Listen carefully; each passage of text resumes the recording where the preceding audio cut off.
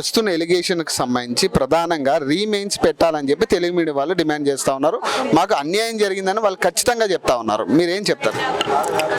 తెలుగు మీడియంకి ఇష్యూకి వస్తే అండి, నేను తెలుగులోనే రాశాను గ్రూప్ 1 మెయిన్స్. నాది 202 ర్యాంక్ వచ్చింది. 472.5 వస్తే డిఎస్పి వచ్చేది. ఇప్పుడు మెరిట్ లిస్ట్ పక్కకు పెట్టడం వల్ల మా భవిష్యత్తు కూడా అగమ్య గోచరంగా మారింది. తెలుగు మీడియంలో చాలా మంది నష్టపోయారని అనుకుంటున్నారు. దాని మీద నేను ఎక్కువ మాట్లాడదలుచుకోలేదు, ఎందుకంటే నాకు తెలిసి చాలా మంది కష్టపడ్డారు తెలుగు వాళ్ళు. ఇప్పుడు 563లో 563 మెంబర్సే ఉంటారు, మిగతా వాళ్ళు ఉండరు. అంటే ఐ మీన్ 563 పోస్టులు ఉంటే అంతవరకే వస్తారు కానీ మిగతా వాళ్ళు రాలేరు. ఈసారి మనం ఏమైనా లోపాలు, మన ప్రిపరేషన్లో లోపాలు ఉన్నాయి, అది చూసుకొని మనం ఇంప్రూవైజ్ చేసుకోవాలి. కానీ నువ్వు ప్రిలిమ్స్ పెట్టడానికి ముందు పోస్ట్పోన్ లైన్ పెట్టిన తర్వాత రీమెయిన్స్ రీవాల్యుయేట్ అని అంటే ఎన్ని రోజులు చదువుతాం? మీరు చదువుతారు, మీకు ఓపిక ఉందేమో. నేను 2 పిల్లల్ని వేసుకొని చదివినా. మా హస్బెండ్ నా కోసం 3 years సాక్రిఫైస్ చేశారు. నాట్ ఓన్లీ మై హస్బెండ్ అని, నా హోల్ ఫ్యామిలీ, మా అమ్మ మా నాన్న అందరు నా కోసం సాక్రిఫైస్ చేశారు. నా బాబుని క్యారింగ్ అండి. నేను ప్రిలిమ్స్ 3rd time రాసేటప్పుడు 5th month అయినా ప్రిలిమ్స్ ఇచ్చాను. తర్వాత మీకు తెలుసు చిన్న బాబుతో ఎన్ని ఇబ్బందులు ఉంటాయి. యాజ్ ఏ మదర్ నేను ఎంతో మెంటల్గా ఎంత డిస్టర్బ్ అయ్యానో నాకు తెలుసు. అయినా అశోక్ నగర్లో 1 complete year ఉండి స్టడీ హాల్స్కి వెళ్తూ టెస్ట్ సిరీస్లు రాసుకుంటూ 12-14 గంటలు మేము కూడా చదివినామండి. అసలు ఆ సిలబసే వ్యాస్ట్. అంత వ్యాస్ట్ సిలబస్ నువ్వు 12 to 14 గంటలు చదవండి ఎవరికి రాదు. అయినా నేను ఫీడ్ చేసుకుంటూ నైట్ అవుట్స్ చేసుకుంటూ బాబుని పక్కకు పెట్టేసి హస్బెండ్ని నాకు ఇంకో పెద్ద పాప, ఆ అమ్మాయిని ఎక్కడో వదిలేసి మా హస్బెండ్ని వదిలేసి నేను వచ్చి చదువుకుంటే తీరా లాస్ట్ స్టేజ్లో అండి క్యాన్సిల్ అవ్వడం మాత్రం చాలా చాలా చాలా బాధాకరం. దీని గురించి అందరూ ఆలోచించాలి, తెలంగాణ ప్రజలు మొత్తం ఆలోచించాలి. ఇప్పుడు ర్యాంక్ వచ్చినంత మాత్రాన వాళ్ళేదో గొప్ప అయిపోరు, మీరేదో తక్కువ అయిపోరు.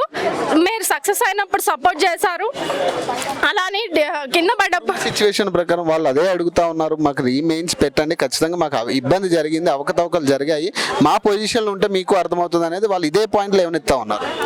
అది ఖచ్చితంగా అండి, మీరు చెప్పింది 100% కరెక్ట్. నేను ఇప్పుడు అవతల పొజిషన్లో ఉంటే నేను వాళ్ళలాగే ఆలోచించేదాన్నేమో, నేను కూడా రీమెయిన్స్ దాని గురించి ఆలోచించేదాన్నేమో. కానీ ఇక్కడ సిస్టమ్ తప్పండి. మనం స్టూడెంట్స్ని ఆస్పిరెంట్స్ని ఏం అనుకునేది లేదు. ఈరోజు నాకు వచ్చినంత మాత్రాన నేనేమి ఇది కావాలని లేదు, సిస్టమ్ చేంజ్ అవ్వాలండి. కొనుక్కున్నారు అనే అంశం కూడా ఎక్కువ రన్ అవుతా ఉంది. 3 కోట్లకి కొనుక్కున్నారు. ఇప్పుడు మీరు ప్రెస్ మీట్ పెట్టేది కూడా ఎవరో పార్టీ వాళ్ళు చెప్తే వీళ్ళు ప్రెస్ మీట్ పెడుతున్నారు తప్పితే వీళ్ళు కావాలని వేరే పార్టీని బదనాం చేయడానికే ఇక్కడ ప్రెస్ మీట్ పెడుతున్నారని కొన్ని వార్తలు కూడా వస్తూ ఉన్నాయి. ఇప్పుడు ఏం చెప్తారు? అవును సార్, రాజకీయాలు నాకు అంత తెలియదు, నేను దాని గురించి మాట్లాడదలుచుకోలేదు కూడా. కానీ 3 కోట్ల విషయం అంటే ఇక్కడ వచ్చిన ఏ పేరెంట్ కూడా, మీరు ప్రెస్ మీట్ లైవ్లో చూస్తున్నట్లయితే ఏ పేరెంట్ కూడా 3 కోట్లు పెట్టే స్తోమతలో లేరండి. అసలు మా మెరిట్ లిస్ట్ కూడా చూసుకుంటే మేము 2-3 ఉద్యోగాలు తెచ్చుకొని కష్టపడి చదువుకున్న 3 కోట్లు పెట్టే స్తోమత మా నాన్న వాళ్ళకైతే అస్సలు లేదు.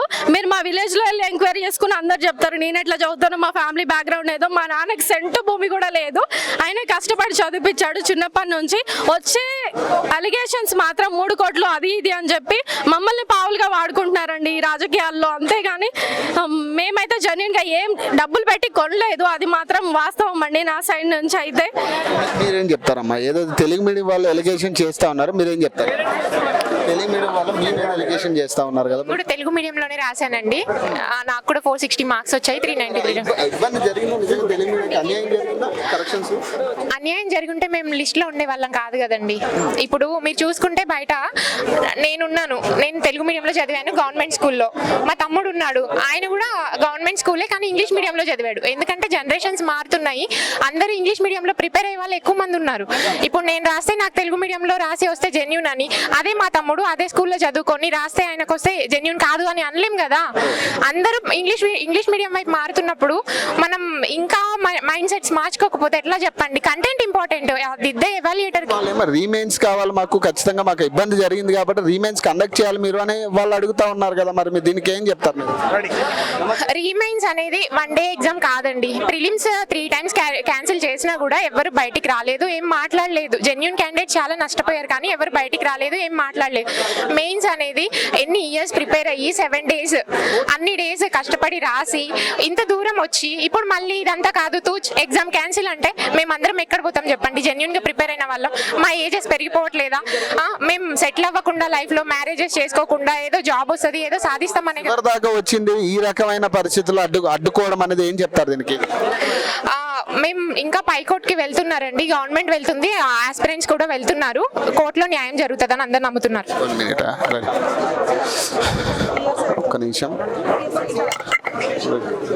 సార్, ఒక్క నిమిషం. అంటే సార్ మీ ఏదైతే ఎలిగేషన్స్ వస్తా ఉన్నాయో దీనికి ఏం చెప్పబోతున్నారు సార్ యాజ్ ఎ పేరెంట్ కదా?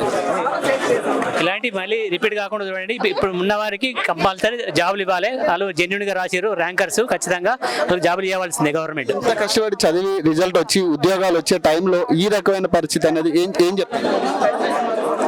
ఇప్పుడు చదువుకున్న వారికి న్యాయం జరగకపోతే ఎట్లా?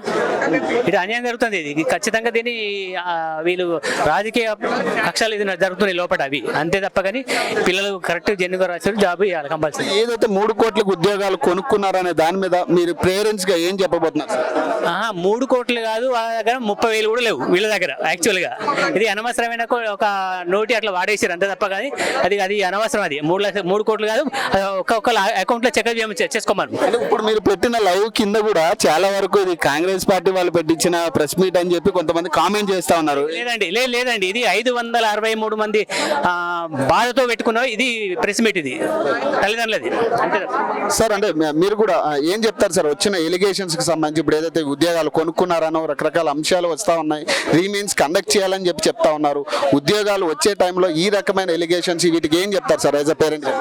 అంటే ఇప్పుడు ఇది కోర్టుకు వెళ్ళబోతున్నారు కాబట్టి కోర్టు ఏ రకమైనటువంటి జడ్జిమెంట్ ఇస్తూ దానికోసం వెయిట్ చేస్తారు. మీరు చెప్తారు సార్ స్వచ్ఛందంగా ఏదైతే 3 కోట్లకు వీళ్ళు కొనుక్కున్నారనే దాని మీద ఇది ఒక అలిగేషన్, ఎవరో అన్నారు అలిగేషన్, చాలా మేధావులే చెప్తా ఉన్నారు. అయినా సరే దాని గురించి మేము ఏ రకమైనటువంటి స్పందన మేము చెప్పలేము.